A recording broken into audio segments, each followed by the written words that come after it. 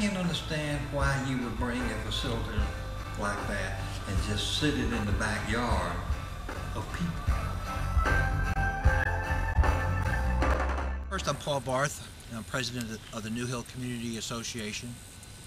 And back in May, June of 2005, we started the New Hill Community Association in an effort to fight and resist putting a regional sewage plant right in the center of our community.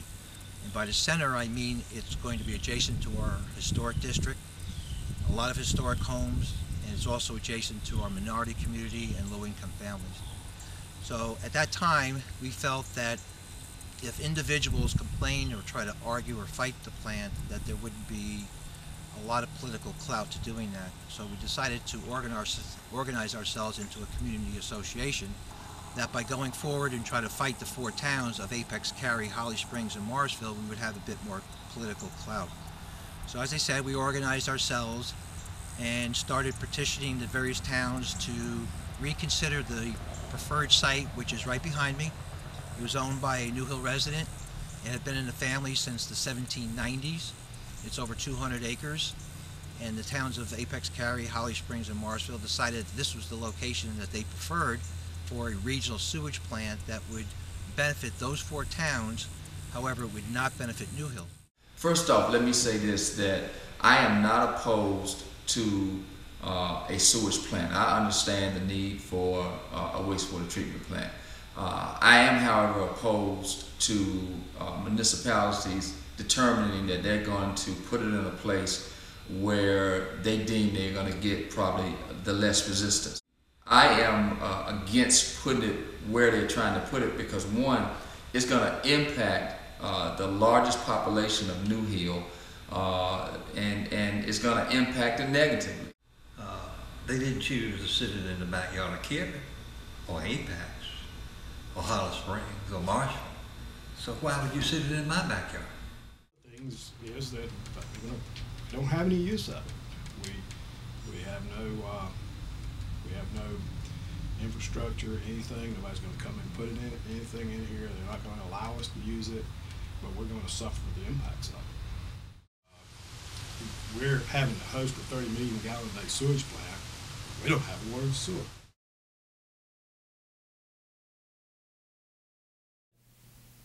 For several types of facilities, and I could specifically mention solid waste disposal facilities and large hog factories that are polluting facilities.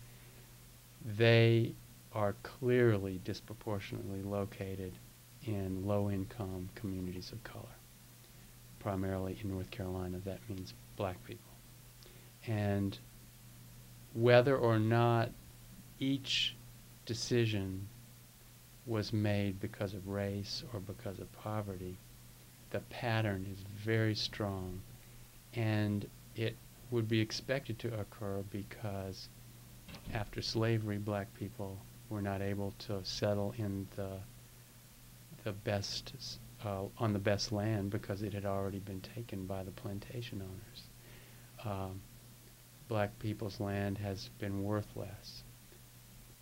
And also black people have had less political power, and they've been less able to fight these kinds of things. Environmental racism is a term that's used to refer to a situation in which people of a dominant race, in the sense of people with the race with privilege, could benefit by either dumping on people of historically oppressed races, or denying them services, or in other ways excluding them from involvement in environmental decisions and access to a healthy environment. So we have been a target for utilities. We've had the Jordan Lake built by the Army Corps of Engineers. We've had Progress Energy come in and acquire 25,000 acres in New Hill to put in a nuclear plant and put in a cooling lake. We've had Dixie Pipeline come through and put in easements in front of people's yards for gas pipelines. Progress Energy came back later on and took property from people to run high voltage transmission lines for miles and miles and miles through the New Hill community, which has disrupted the home value of property owners. They've taken large pieces of land that was formerly used as tree farms. So it just seems to be a reoccurring event where we've had a number of utilities impacting the New Hill community, and most of which have little or no benefit to us. I'm certain they have not given much thought or any thought at all to the decision that they have made. It is no way a human being could live comfortably with themselves if they knew what the impact of that decision is going to have on scores of people who live in this community. It is no way that they could live with themselves and say honestly that they are public servants. There's no way. Ultimately, environmental racism needs to be combated through popular movements. And historically, I don't think these kinds of injustices are remedied because people in power decide, oh, somebody's getting hurt, we should change things. I think ultimately it comes from the organization and the grassroots movements of people who are affected by the problem. We organize ourselves as a community association. We've attended town council meetings in all 4 towns. We've approached and spoke at the Wake County Commissioners. We had protest marches in front of Apex and Cary town halls. We've had fundraisers to raise money, so we were able to hire an attorney back in the 2006 timeframe. And based on the work of that attorney, we filed a lawsuit in Wake County Superior Court. So we did that. We continued our fight, getting support on from several folks on various town councils. We've had resolutions proposed but overturned. We've had numerous meetings with various leaders in the 4 towns to try to get their understanding of how this would affect us, to no avail. And at the moment, we are now fighting it through the Southern Coalition of Social Justice. The New Hill community has come together to really present to the public, to the powers that be, first off, the injustices that have taken place as far as the way this has been done.